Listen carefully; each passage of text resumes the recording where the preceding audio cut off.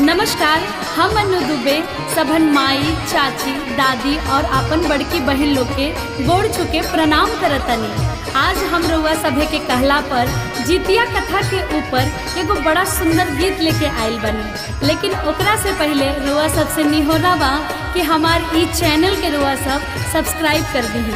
आई सुनल जाओ जितिया के गीत।